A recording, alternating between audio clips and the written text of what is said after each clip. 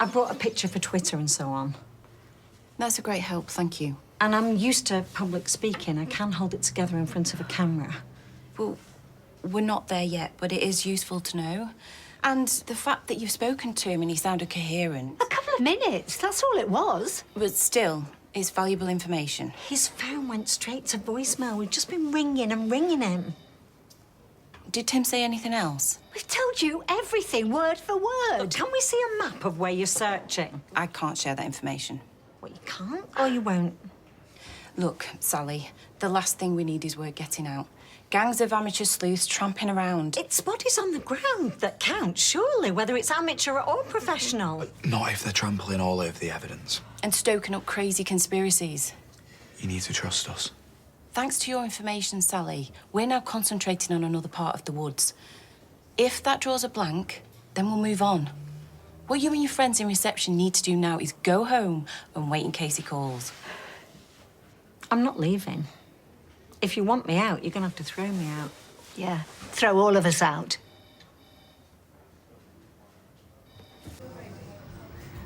Hey. Oh, Peter, thank you so much. I don't know where we'd have been without you today. Well, maybe don't go saying that too loud, especially not in front of Gail's father. Don't worry about me. I shan't be defending my brother's honour. I should hope not. No, Audrey's angry at me, and I understand, but she won't forgive me. Well, she's always had a blind spot where her son's concerned. Oh, mothers and sons. It's complicated. Well, is it? I mean, it's not from where I'm standing. Well, in her defence, she did walk in and find him threatening to kill him. But Gail, that's not what I meant. Don't try lying your way out of this.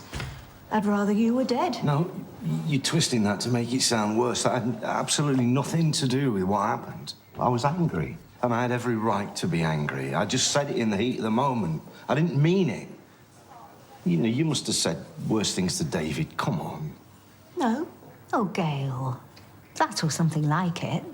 Well, you can't deny you made threats. Stephen had already dropped the bottle. No, he hadn't. Yeah, you saw. I didn't, He Sal. didn't have the bottle on him when you ploughed into it. Sal, Stephen killed 3 people, and he was going to kill somebody else, and then how did I know he wasn't going to turn on you lot? He was about to tell us where Tim was. No, but Sal, you can't know that. I had a split second to make that decision. Please don't blame me. It was either Stephen or Jenny.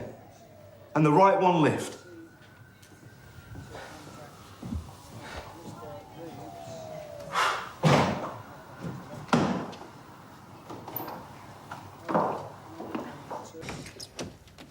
I heard your conversation earlier, Sally.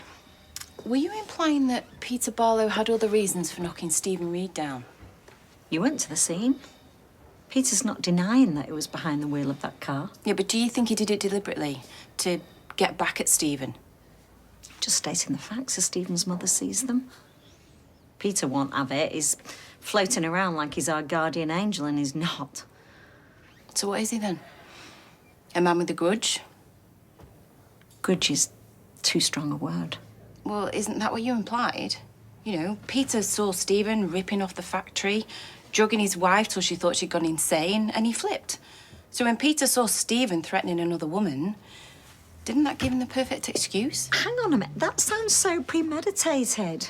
Can I remind you, Sally, that it's an offence to obstruct a police investigation? And can I remind you that my husband is missing, for all we know dead, and you're pressing me on details of a violent crash that I just wish to forget? We'll leave it there for now. But I will want to speak to all the witnesses again.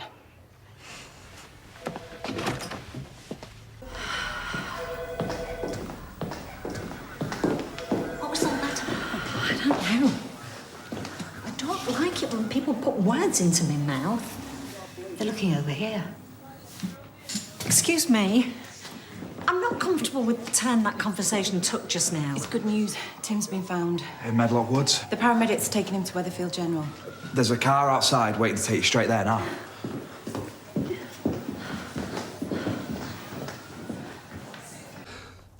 Don't worry about Sally, OK? Nobody behaves well, do they, when they're scared? Now she's seen Tim, she'll calm down. That depends what state he's in. I'll get in.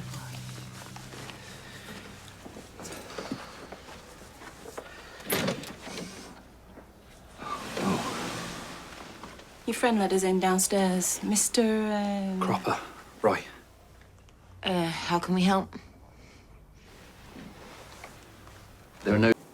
Look, we have been through this. I don't really know what else I can say. I've gone above and beyond for you already. At least he was out there doing something. New information's come to light. What new information's come to light? We have reason to suspect that you've not been entirely honest with us. I have been entirely honest with you. I mean, you know the whole thing. About the incident?